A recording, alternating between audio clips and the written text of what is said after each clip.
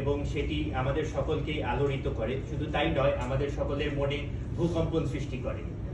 সেখান থেকে জিনিসগুলো দেখার পরে আমরা ইমিডিয়েটলি ক্রিকেট বোর্ড থেকে আমরা একটি 3 সদস্যের ইনকোয়ারি কমিটি গঠন করে দিয়েছি, যার নাম আপনারা গতকালকে পেয়ে গিয়েছেন। আমাদের একজন অ্যাপিলেট ডিভিশনের রিটায়ার্ড জাস্টিসের নেতৃত্বে কমিটিটি গঠন করা হয়। কমিটি কমপ্লিটলি ইন্ডিপেন্ডেন্টলি কাজ করবে এবং বলা হয়েছে যেভাবে প্রিভিয়াসলি যে নেক্সট 15 ওয়ার্কিং ডেজের মধ্যে ওনারা ওনাদের রিপোর্ট এবং রিকমেন্ডেশন সাবমিট করবেন।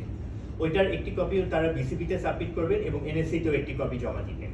তো ওইটা পাওয়ার পরে তারপরে আমাদের হচ্ছে ফার্দার প্রসিডিউরগুলো আমরা শুরু করা হবে, কিভাবে কি অ্যাকশনে যাওয়া হবে কমিটির রিপোর্টের ভিত্তিতে। এবং আপনারা জানেন যে কমিটির ওনারা যারা আছেন, যে মেম্বারগুলো, ওনারা যথেষ্ট অভিজ্ঞ এবং ইনশাল্লাহ ওনারা প্রপারলি ডিউ ডিলিজেন্স জাজ করবেন। এবং ওনাদের কিন্তু স্কোপ অফ ওয়ার্ক শুধুমাত্র এই যেটি আমরা দেখেছি বা জাহানারা আলমের যেই ইনসিডেন্টটা ছিল বা উনি যেটা কমপ্লেইন রেজ করেছেন, শুধু সেটা না, এর বাইরেও যদি এর ধরনের কোনো কিছু ঘটে যায় সেগুলো ওনারা ফাইন্ড আউট করবেন এবং এগুলোর রেকমেন্ডেশন দিবেন। এবং